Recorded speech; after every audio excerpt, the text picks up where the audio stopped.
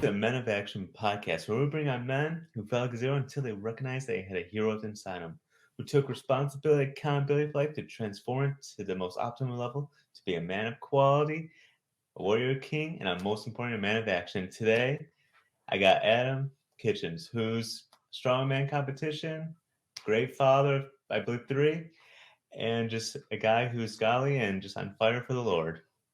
Yeah, awesome. Thanks for having me, Zach. I'm excited to be here. I'm excited to kind of see your mission play out with this too. So glad I can be in on this early.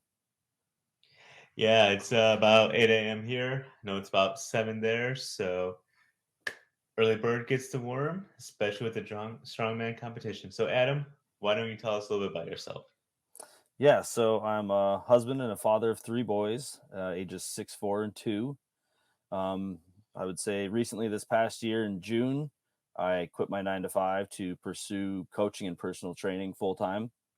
With that, I'm also working part time at the gym that I do training at, so I get a little couple extra hours there, which is a little extra income, which is always nice too.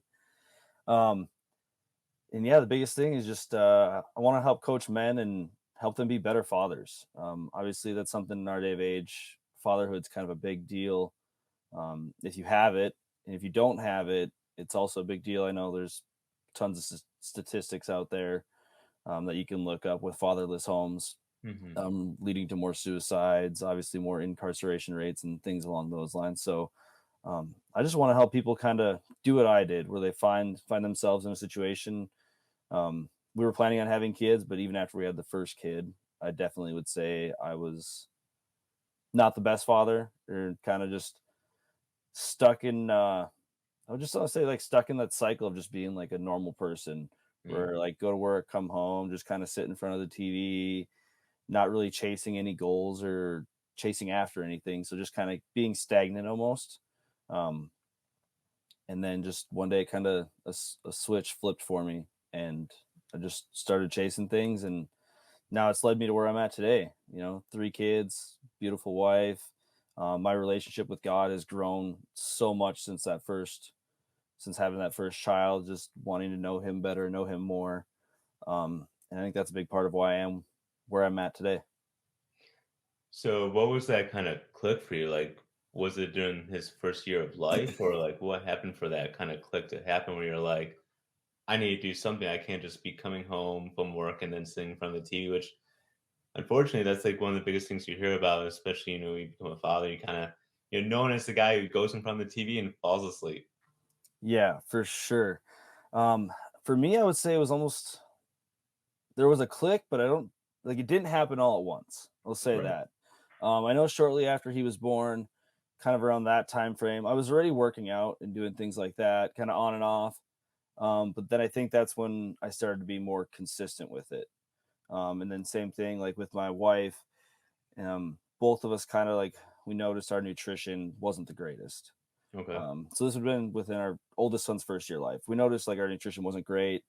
We weren't really planning ahead with our meals. So like we'd get stuck in that trap of you come home, hey babe, what's for dinner? I don't know. What do you want? I don't know. What do you want?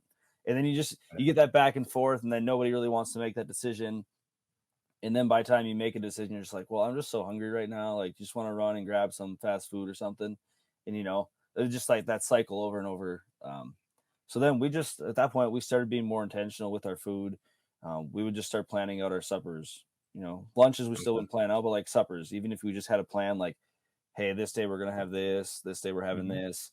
And then it just helped us mentally prepare, and also like, food wise with like beef, we have a bunch in the freezer. So we had to pull it out to thaw it out ahead of time to make sure it's ready to Right. cook and stuff like that. So that was the biggest start. And then I would say, and like I said, I was still working out at that time. So I had that aspect of it.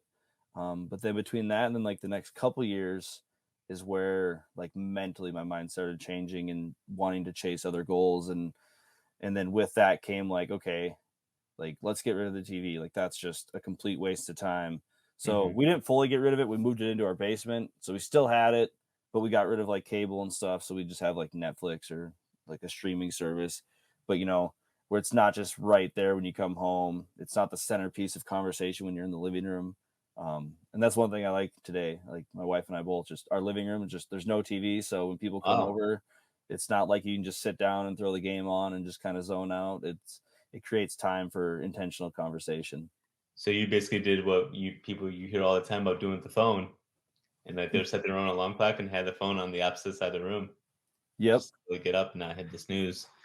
So that Yeah. way you kind of stop hitting the snooze on your life and putting the TV downstairs. We had to be like a little bit more, you know, to have a little bit more forethought to go watch it. Yep. Yeah, exactly. And it kind of, for me too, when I do that, you go into the basement, it's almost like you're leaving your family upstairs and leaving them behind, and just kind Oh, of having that extra mental kind of just like, oh, am I really going to go spend all this time downstairs by myself when they're going to be up here just hanging out, having fun? So it creates that extra barrier. that's a lot of intentionality to really even have that kind of mindset. Like, do I want to leave my family? And Yeah. as you kind of alluded earlier, it's you recognize there's a lot of fatherless homes. Yeah. And unfortunately, I know it just continues to grow and grow where people are having kids out of wedlock now and at growing rates. And a lot of people don't know how to be a father. I hear that all the time. Like, I didn't have a father, or struggling with someone who was adopted and not really knowing their parents and having to go through all of that. Yeah. It's really interesting you say that. So I know my wife, she's a doula. So she essentially assists people like during birth. She doesn't Hmm. actually like deliver the babies. But then she does postpartum doula work where she goes over to their houses and just she serves them however they need, whether it's like cleaning up the house or Wow. holding the baby so they can take a shower. But I know she said she's had a couple clients where, like you said, like had a baby out of marriage, and then the dad, from her conversations with mom, like her dad doesn't really have like that father figure, so he doesn't quite know like how to be a dad, and just kind of the whole situation's a little different where it's like, okay, like yeah, there are people out there that don't necessarily have that background, so then they Hmm. themselves don't know how to act and respond in those situations with a new baby, and how to support the mom the best they can. So there's definitely like a need to get out there to help people that don't have that father figure in their life. Yeah. Have you seen that a lot with coaching with your clients? Like a lot of fatherless? I haven't had too many clients yet Okay. in that realm. Most of my clients have just been in person so far, so it's just been more of the physical aspect of it.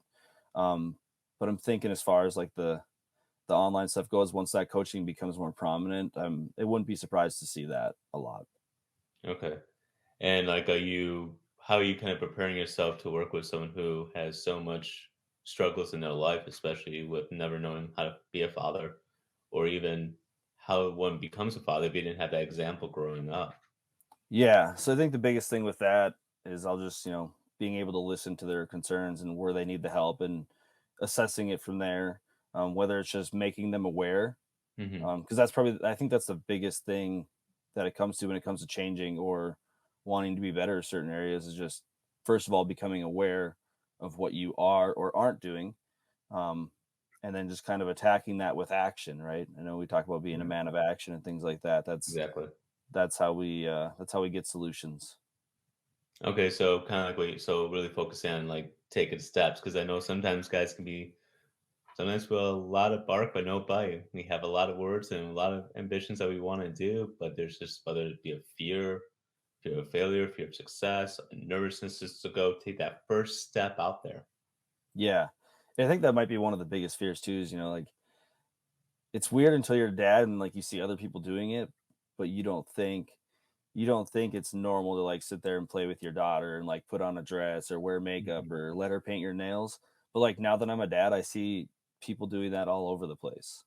Like I see it all over my timeline. I see it all over Instagram, and I don't have any girls yet, but I know that if I did, I would be doing the same thing. But I could see like that initial fear with, and not just that, like there's other things too, but Right. that fear of just like essentially letting down your guard as a guy and not having to Mm, be like the tough man or, the macho guy. Like fatherhood's not all about just being the provider. Like you want to be intentional with your kids. You want to spend that time with them, even with your wife too, right? Instead of right. sitting there arguing with her, like let your guard down, quit trying to fix her, and listen, right? Like that's such a huge Yeah. thing with relationships with women is, they just want to be heard most of the time. Have you ever watched the YouTube video? It has like well over 1 million views. It's called "It's Not About the Nail." I don't think so. All right, I work with a lot of when I work with my clients, I always show them that video. Whenever they're talking about relationship challenges, I always show them it's not about the nail. So you have this female who has literally a nail in her head, and she's like, all my sweaters are snagged, like nothing fits anymore. I can't sleep. And the guy's like, I think if we just got the nail, stop trying to fix it. And then eventually the guy's like, the most unempathetic way you could say it, literally was just like, I'm really sorry. That sounds tough. Like something that doesn't sound real authentic, but she's just like, you know what? Thank you so much. Like, yes, it is so hard. Yeah, it's crazy. Just there's so many times where, and I have to check myself. I think it was just the other week. My wife said something, and I gave my response. She's like, I just want you to listen. I'm like, okay, sorry, got it. Start over. You got the famous. You get to try again. Yep. Yeah. Luckily she's got enough. She likes to give me a lot of grace and give me that. So usually I get a second chance if I forget to ask beforehand. Well, it's so funny though that people try to fix each other, versus taking the first step of listening. So there'd be so many times where it's like, the woman is trying to fix the man just wants everything to be fixed and solved and no problems. And it's just like relationships don't like that. It's really taking time to communicate, it's taking time to listen. And most people, about 95% of the time, they just want to be listened to. Yeah. And I like how your wife kind of was intentional, like, I just want you to listen, because I tell a lot of my female clients, you know, tell the guy what to do. Guys are pretty straightforward. You know, they're not mind readers. People are not mind readers. They can't tell when you're upset. They can't tell when you're angry. I mean, yes, there's physical signs that you can tell, but they don't know what's causing you to feel upset. So just be truthful and honest. Like, hey, I just want you to listen. Then the guy's gonna be like, okay, cool. Just gotta sit here, listen to you, validate you, and my life will get 10 times easier. Yeah. Yep, exactly. Yeah, I like how you put that, how men are like straightforward. And I've told my wife that with a couple things. Sometimes she gets overwhelmed with some of the work, whether it's dishes or laundry or garbage. Like, Mhm. it's like if you need something, it's like just straight up tell me to do it and I'll do it. Like I don't if you just try and like leave hints, like I'm probably not gonna see them. And Right. maybe like I need to be more present to do that, but I'm pretty straightforward. If you just tell me you're not gonna hurt my feelings, I'm just gonna in my mind, it's just like, oh, she needs help with that. I need to do this. Got it. I'll get it done. And do you do it like right then and there? Yep, usually. See, you're a step ahead because most people be like, okay, I'll do that in a second, and then they'll either go mow the lawn, go in the garage and fix something, or they'll do something else versus just getting and fixing it like or doing the task like Right. right then and there. Yep. There's actually a really good book that really put that in perspective. It's called, I want to say it's The Superior Man by David Deida. I think that's how you say his name. But he gives this example where there's this obviously female, more feminine, obviously masculine male, and she asks him to basically do the dishes. And the guy's like, basically does everything but do the dishes right then and there, like probably what he should. I mean, it only takes a few minutes to do the dishes. And she got upset, and now he's saying like, all you do is nag, nag, nag. And I told you I was gonna do it. I'm so sorry I forgot. I'll do it right then. And it's just like, I'm not your mom. Like, I'm your wife. And the whole purpose of it, and I always ask men, is like, is the wife upset about the dishes? And sadly, this is how we need to do a better job as men when we're dating, marriage, and just in relationships in general, is the fact to really follow through on it. Because the problem was when I ask, about 70% get them wrong. They're saying, yeah, she's mad about the dishes. Mm. And I'm like, no, no, you didn't follow through. If she can't trust you in the small task, how can she trust you in the bigger task? Now she has become like your mom and like tell you to do your laundry, do the dishes, and versus being a partner. And part of that is needing a little bit more responsibility, and also understanding like females, like they're whether you're more of a even if you're more of a feminine guy kind of guy, you're a little bit more emotional, and there's nothing wrong with that. But you have to understand that when the task is assigned, it's gonna have a little bit more emotion to it. There's gonna be a deeper meaning. It's like iceberg. Like she might be mad at on the surface of you that you didn't do the dishes in that example, but on the bottom level, it's like again, you didn't keep your word. Are you trustworthy? Why do I have to get to the point of even having to nag? Yeah, yeah, yeah. It's almost they take it personal, like when it's like that hurt me. Right. And yeah, we've been through things like that too. Maybe not with something simple as the dishes, but we're just Sure. like I was kind of like expecting you to do this and hoping you're gonna do that, and just like okay, yep. And then that's one of those times where you kind of just tuck your tail and you just apologize, and then you learn from it and try not to make that mistake moving forward. Yeah, that's so important to do. And also, there's actually a really cool video of I see this all the time on I think it's Mulligan Brothers, and they had this episode. I saw it on Instagram where it was like a monk saying like, "What is a mistake?" I don't know if you've seen that, but basically, it's like learning to correct something is not the mistake. What the mistake is when you continue to repeat it and having an unwillingness to change, to make the necessary adjustments to something. Yep. He goes, "That's where the true mistake is, because if you have never been in a relationship before or you're in a first time marriage, there's so much that you're gonna have to learn about the person, different personalities, different habits, and how you guys grew up. Because obviously how your wife grew up and I'm sure how you grew up are some similarities, but I'm sure there's a lot of differences though too." Yeah, that's for sure. That kind of reminds me of a time like early on in our marriage. So, obviously, like we didn't live with each other until after we got married, Mhm, but then like there's always those learning curves. There's always, um, I want to say what we kind of talked about is like almost expectations. mhm, Because at that point, and then it comes down to communication of those expectations. Like, what was she expecting me to do as the man of the house? What was I expecting her to do as the woman of the house? mhm. And just simple things like that where things kind of go just like left undone, and then like I'm expecting her to do it, she's expecting me to do it, and then there's no communication, and then we're both kind of looking at each other like, well, I thought you were doing that. Well, no, I thought you were doing that. And so, and that can be as simple as something like taking out the garbage, like, Mm, or it can be something as big as like taking care of the cars, taking care of the yard, and it grows from there too, right? Like right, bills, money, like all the, there's so many things where depending on how you grew, and as you said, like how you grew up, like, growing up, like my dad took care of all the yard work, things, like what am I expecting in that a sense? And then what is she expecting? What did she grow up with? Because that's most likely what she's going to expect coming right, into it. But until you really sit down and have that intentional conversation with those expectations, or even, setting, maybe not, I don't like to say setting expectations because that kind of, I don't like the way it puts like a, you right. have to do this kind of thing. But, just having that conversation of like, all right, in most instances, I'll do this, but, if I need your help, I'll let you know. And that was one thing we did probably, let's say like a year or two into our marriage where it was like, okay, where, where are we, instead of having a fight, it's just like, okay, I was expecting you to do this. Why was I expecting you to do that? Mhm. What are we going to do moving forward so that to remedy whatever issue it was? And how long have you been married? Because I know you have a 6-year-old, so Yep. So we've been married. Oh, don't put me on the spot. 7 years. oh,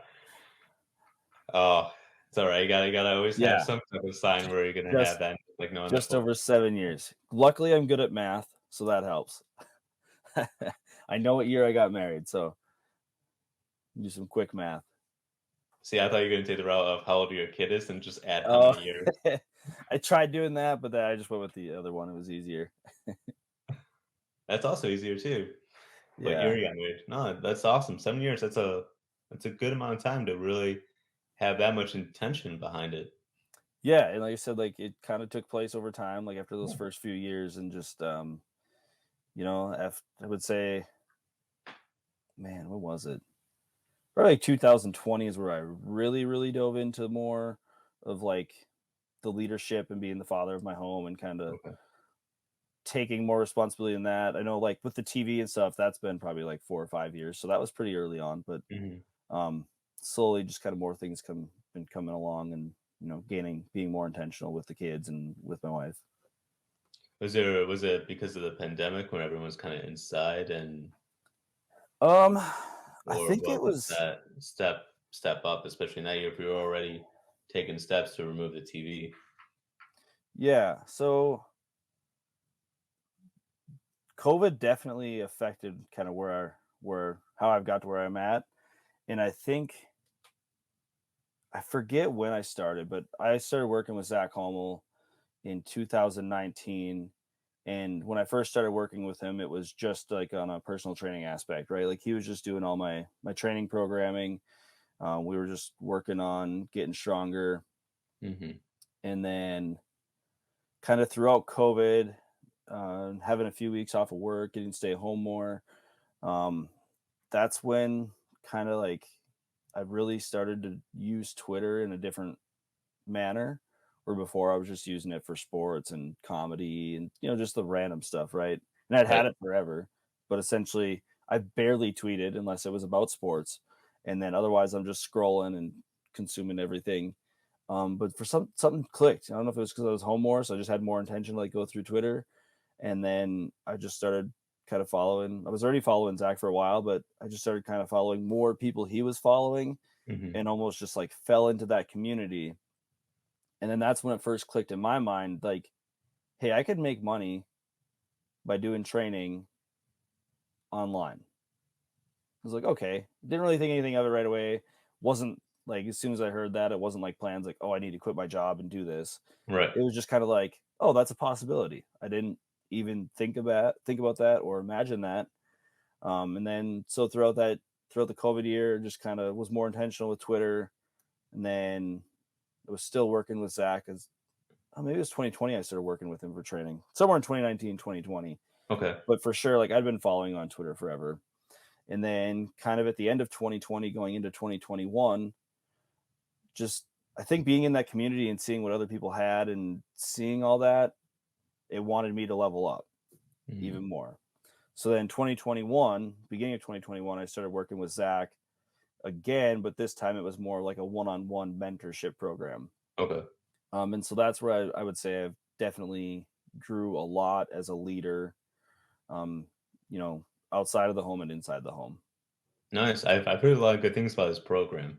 Yeah, it's life changing. Like I it was like one of the big things he talks about is values. So we set values and just it kind of helps give you that direction and it helps you live a meaningful life towards, chasing those values. Yeah. And if you don't mind me asking, what were you doing for your day job? So I was working at a recreation center Okay. as a just a facility director. I don't know. Facility director is what I ended with. There was whatever assistant director stuff like that, all on the way up to that position. But essentially, just helping oversee. We have a large facility, like 4 basketball courts, weight room, tennis Oh wow. courts, water park. So it's a very large building, and I got to help essentially run it. So that That's was awesome. And you yeah. just made that. So how'd you know that you wanted to go really that coach route versus, maybe, still doing that job, but maybe taking on like maybe a handful of clients versus maybe let's say like three versus 10. Yeah, so once I was working there, and then that work actually allowed me to get my personal training certificate. Like Mhm. they paid for it. I just had to, work as a personal trainer in the building for 6 months or a year or something. Excuse me. So they paid for that. So for my full time job, I was doing that, and then for part time, I was personal training people at the gym there. Um, and just kind of had to play with my time. So I started off, when you first start, it's pretty slow, but then built up.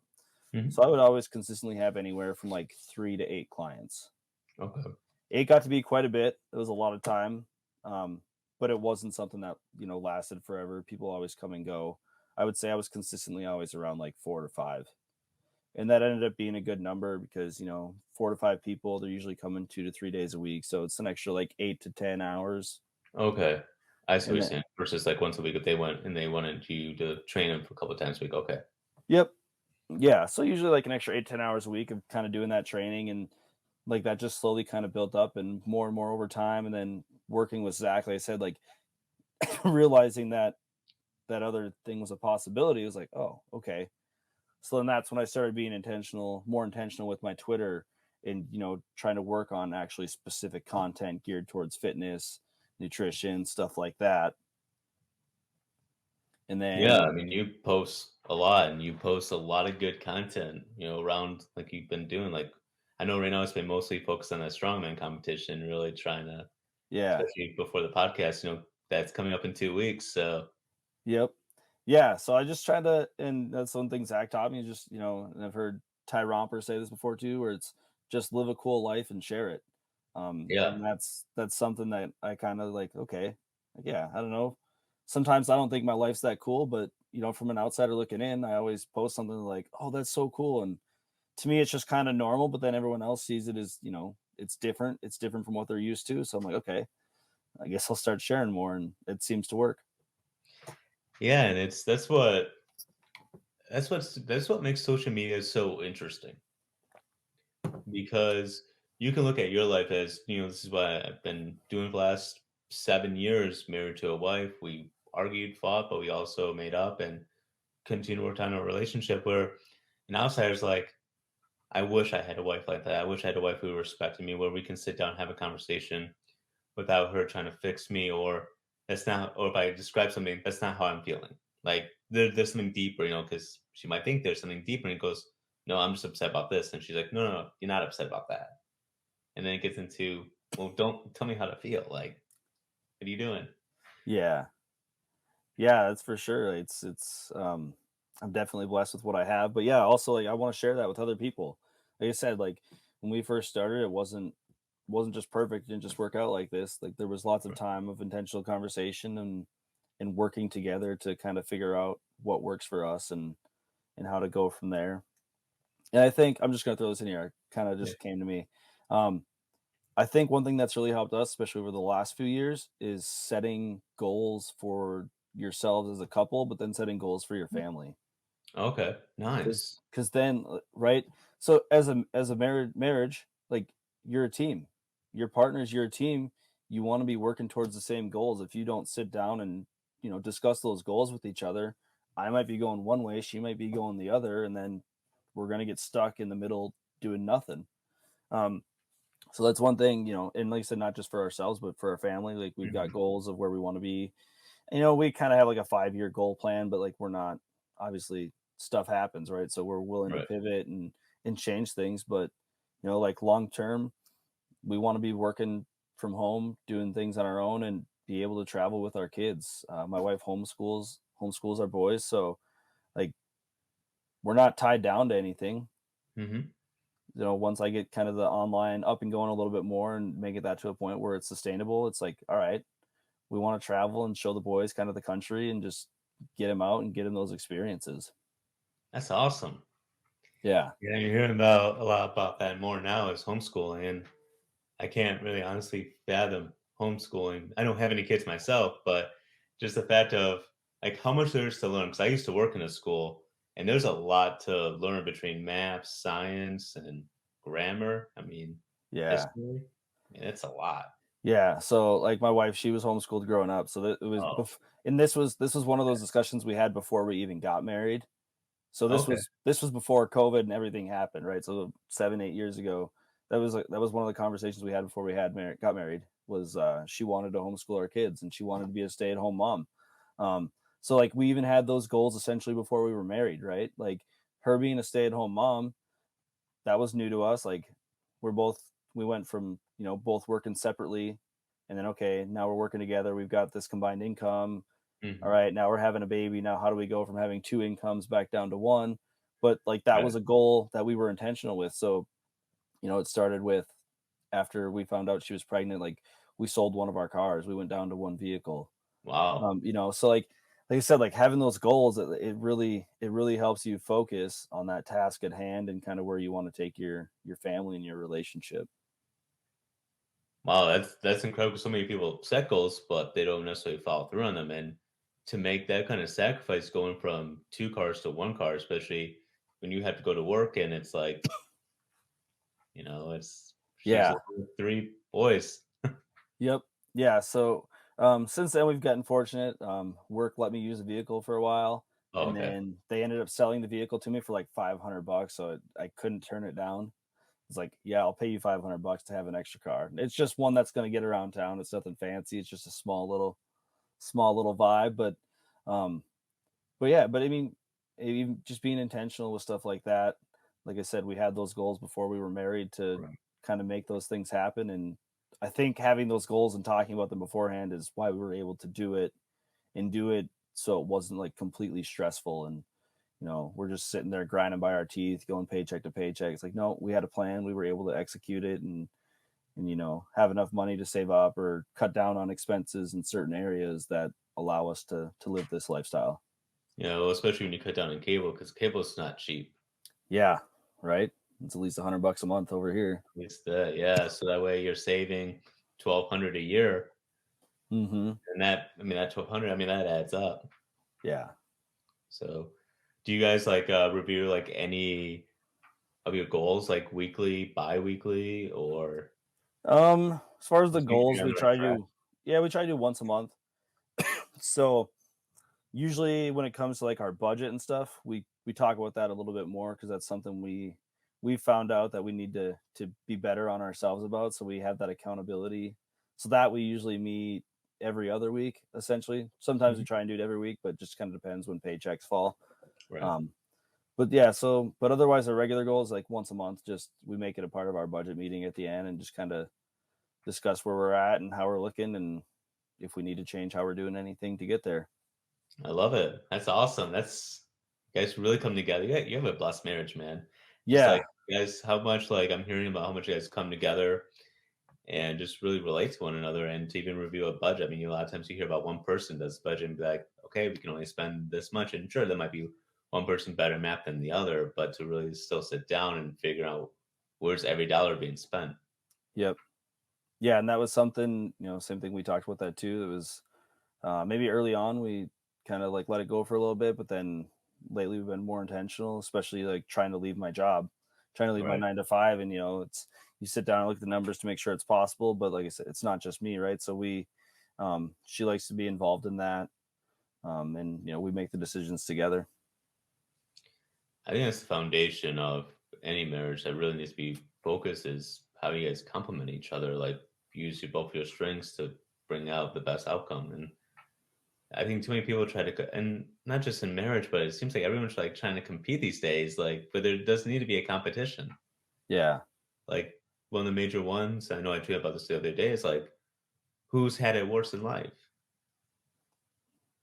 Was it this group, this Yeah. person? Like, why are we trying to compare? You hear that famous quote that comparison is the thief of joy. So when you're always trying to like either compete against each other, like no, I had it worse, or you don't understand me, and this, and that, it's like you're missing the whole point. Yeah. Yeah. It's wild. Like people, it's something I've done really well at trying to get rid of. Mhm. Sometimes, obviously, we're human, so we fall back on that. But yeah, I like to just kind of like live my life and like you compare, but like, what does that actually do for you? It doesn't. It's not going to help you. It's not going to hurt you. I mean, it's Right. probably going to hurt you actually, right? Like, because it's the Yeah. thief of joy, right? You're sitting there Right. comparing yourself, and you know, and you're sitting there like, oh, I don't have that, and then you just kind of wallow in some self pity and like, all right, what good is that actually doing you? Like, if you want it, go work for it. And that's sometimes where I like to use it too, is I'll compare myself to somebody who's in the same space as me. And I'll like, try and look and be like, okay, this is where they're at. Like they have this many clients. And then it's like, well, shit, what are they doing that I'm not doing? And what do I Right. need to be doing differently? Right. If you're going to use it as that, absolutely. Like Oh, sure. sit there and use it as a tool to where you can just be like, okay, they're doing better than me, but what are they doing that I'm not? Or what do I need to be doing to better myself? So Hmm. Yeah, that's what, and that's a little bit different when you get into more of that friendly competition because that's how companies and people grow. It's like, okay, this person, just obtain 5 new clients or will go followers. They just gained 200 new followers. Okay, what did they do? How did they form their tweet? How many tweets do they have? Because if you have 200 tweets and you compare yourself to someone who has, uh, 58,000 tweets, Little difference there. Yep, definitely a game changer. So, and I love that too because I mean I do that quite a bit. It's like, okay, how are they telling their message? How are they telling their story? What Yeah, are they it's formulating on it? And if you yeah, focus on that, just like in your marriage, if someone's looking at you on some fatherhood advice, what about you? Are you showing on your Twitter, your Instagram that shows that you're a good father? yeah, And that's going outside with your kids, hanging out with your kids. That's spending time. And obviously, we don't see everything; we just see portions of your life. yeah, But it's like just even your book, you can tell there's a lot of happiness. What I think it's what the 5 best ways to be a father, or yeah. 5 ways to be a better dad. okay. Yep. Yeah, and So it's kind of one even of those things that's yeah, it's just, how can you better yourself? And I think like that comes back to that conversation we had earlier, which is that awareness and just yeah, excuse me, like I told you, like working with Zach Homo, like that was early on with the leadership thing, and the mentorship is that was something he kind of brought to me. Like he's like, dude, he's like, you're killing it in a bunch of areas of your life, and you're just ignoring that. Like you just kind of put it to the side. He's mhm, like, you need to recognize, like, hey, you're doing great in these areas. So don't just dismiss that. So don't just dismiss the good you're doing. Don't just sit there and focus on like, man, I suck at this. Like right, it's praise yourself for the things you've done. Use that as an example and be like, okay, like yeah, I can get better. And then just find the areas that might need to be worked on, whether it's spending more time with your kids or whether it's putting your phone down when you're playing with your kids. Like I'll right, say that's something I'm still not 100% great at. But like you sure, said, if you just put that phone in the other room, out of sight, out of mind, and now that's right. all your attention and focus is right in front of you. Yeah, and especially with I remember it was like 10 years ago, it was weird to see someone with their phone out at dinner. That just was not a thing. Like even when you especially when you went out to a restaurant. Yeah. And then probably like a couple years after that incident, I remember just and I'll never forget this. I remember being at an airport with my parents and we're traveling and we went to I think it was like a Champs inside like a airport and just across was this family. And they were on their phones from the time we entered to the time we left. And I don't think they even spoke a word to each other. Like I wasn't watching them, but I was just like, huh, I don't I don't think they said anything there because they're all just like literally just they're all like this. Yeah. And it's just like, oh man. Whew. Yeah, it's crazy. It's crazy how it's kind of just taken over society. Yeah, because like you see that so much more now.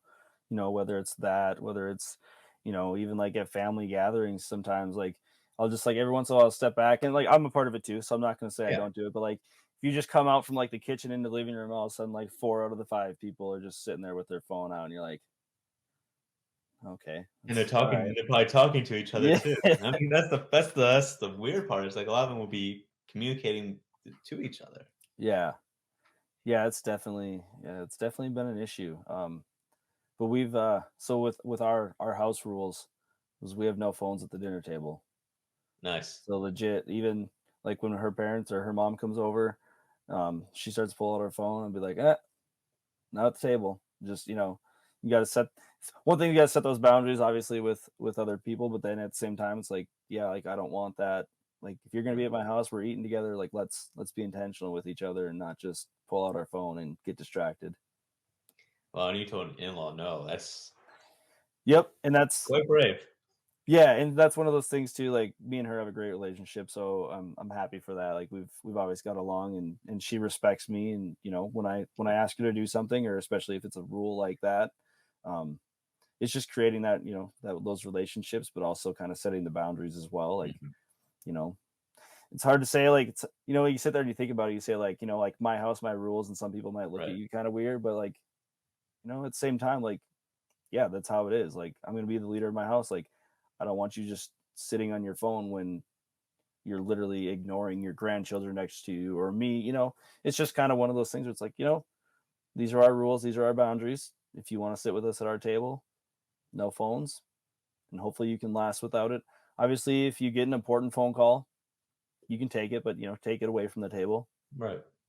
And that's Yeah. what people would typically do anyways whenever they get a phone call and they knew it was important, they'd be like, "No, just, like, going to the bathroom. Hey, excuse me, I'm just gonna go take this. I'll be back in, like, a couple of minutes." Yep. And that's something that's kinda gotten lost now. Yeah. Yeah. People, it's almost like they think because they're not on a phone call that they can just sit there and pull it out, and they still think it's fine. And society has almost made it that way where it's, if you just sat there and took a phone call at the table, like how disrespectful is that to everybody else? But yet then people think they can sit there and just play whatever game or scroll through Facebook and Twitter Mhm. and think it's not disrespectful. So it's wild. Well, you definitely have a lot of knowledge and definitely a lot of wisdom, so I'm sure you definitely can see your clients getting a lot of benefit out of you. Just like how much like forethought thinking you have of and doing everything not just with a forethought but with intentionality and having a reason for it because that's what we talk all about on our space is having a why for like why do we do this and understanding that a why is just you explaining it. It's not justifying it. It's just explaining this is what we do and here's why. Yeah. And that's what kind of gets lost in translation a lot. It's like, well, why do we do this? Well, we do this because of this, not always challenging authority. Sometimes it's just clarifying what we do or why we do it. Especially little kids, they ask 1,000 questions. Absolutely they do. And that'll make you rethink everything too. You Oh just yeah. get a bajillion, but sometimes in a good ways, right? Like they Yeah. ask you to do something, well, why do you do that? And then you give them like the generic answer, but then they keep asking why. And that's something we should be doing anyways. Like with even if Hmm. you don't have kids, if you're Yeah. sitting there and you do something and you're not quite sure, ask yourself why you do it. And then don't just settle for that first answer because it's usually pretty generic. Yeah. Dive a little deeper. That's one thing I've learned, like with my coaching, as far as like nutrition and health. Like you ask someone, like, well, why do you want to lose the weight? Or like, what do you want to do? I want to lose 20 pounds. Well, why? I don't know. Like, because I want to look better. Okay. Well, why do you want to look better? Like, Right. like what importance does that have to you? And you ask those questions why, and then you find out your why. You find Hmm. out your why, and then you use that why as your motivation on the days you don't feel like going to the gym. you know Right. and sometimes that why can lead of just reading a couple things. You like, it's going back to like the losing weight. It's like, well, why? Okay, well, I want to fit into this pair of jeans. Well, why do you want to fit into that pair of jeans? Well, it's what I wore in high school, and that was a good time. And then emotions usually play a big part in that. And Oh, without a doubt. that's where you kind of just dive deep. And then sometimes those emotions, good or bad, like, okay, like, all right, it's great that you want to do that because of that, but like maybe you need to resolve that issue from the past, and maybe you need to seek counseling to do that, and that'll help you with all these other things. You kind of have to take those emotions and handle them in a proper way, or be able to express them to somebody who can help you, and go from there. Yeah. And sometimes people do need help because there's something in their past that's blocking them from moving forward. Mm-hmm. Yeah. And even I think one of the most also important things to do too is let your wife when you know you're not okay, whether mentally, physically, or what have you. Because I can't remember what I was watching, but I think it was Hal Elrod. He's an author of like the Miracle Morning, like how to become a morning person, that kind of stuff. And I guess he was doing like an interview, and he talked one day about you had this guy who was beyond successful, do like countless podcasts in a year, would write like 4 books in a year, completely successful. He couldn't tell his wife that he was struggling with suicidal thoughts Hmm. because he was feeling inferior, he was feeling inadequate. And obviously, to us, we're like, how you go on all these podcasts, you've written 4 books, Yeah. you're beyond successful if you compare yourself to the average American because you're driven and all this stuff. And it's just like, so that's why we got to give grace to a lot of people who are struggling and knowing it's okay to seek out help. And it all begins with being honest with your spouse or significant other or partner or what have you. Yeah. Yeah. That's yeah, it just kind of reminds me of some things like with me and my wife. Nothing like I would say that's going to be like on that end of the spectrum, but some days I'll come home from work, and depending on how the day's been for her, she also watches um, her niece and nephew during the day. And Okay. sometimes I'll get home from work, and as soon as I walk in the door, she hands me something or just goes like, dinner's on the table, they're eating now, like, I need a break. Okay, like, no questions asked. Right. I don't even say like how long. It's just like, okay, take a break, let me just, yeah, come back Good when you're answer. ready. And then usually she'll either take the car and go for a drive, or she'll come into the basement and just kind of have a little safe space and just kind of chill. But it's something like it's very important to have when you need that, whether Well, it's especially with her watching 5 kids. right. Yep. Yeah. With her watching 5 kids and kind of being the only adult in the house for the day, and then coming home is just like, sometimes you just need that time to be alone and either breathe or just rest. Either Yeah. way. Yeah.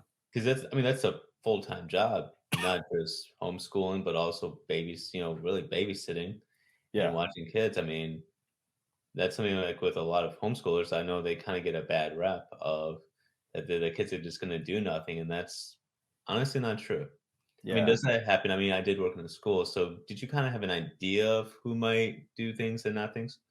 Sure, but there's a certain group of people who can be very disciplined, and a lot of parents who are intentional, and it can be done very well. That's why there's all these like homeschool programs that they have, and Yeah. so that way you're not just kind of doing everything just out of thin air, but there's actually still programs and protocols to still follow. Yeah. There's lots of, I know she's got whatever program that she's fell in love with and has kind of been following for a while. And then it's also cool because it's become more popular. So obviously, like, there's different like cohorts and things in the area. Like, Mhm. there's multiple around us. So we haven't joined any yet, but she talked about joining some. Because then they do field Nice. trips, and they do field trips, or they have some people that like, hey, go check out what this guy does for a living, and like one of the dads of the other kids gets to show everybody like his cool oil field equipment, or That's awesome. just kind of all that cool stuff too. So um yeah, it's definitely something. Our kids are still pretty young, but as they get older, I'm looking forward to connecting more and more with those other people like that. And I'm sure there'll be lots of good relationships to come from there as well. Oh, without a doubt. I know on my mom's side, a lot of those kids were like a lot of my cousins were homeschooled. Yeah. So it's definitely popular, and that's what they did. They just all work together. As a community, as a team. I know all of us talk about that all the time. Like, find your tribe, find your team, and find people who will understand you. Yeah. So as we kind of wrap things up a little bit, what's like a piece of advice that you would want to leave with someone today?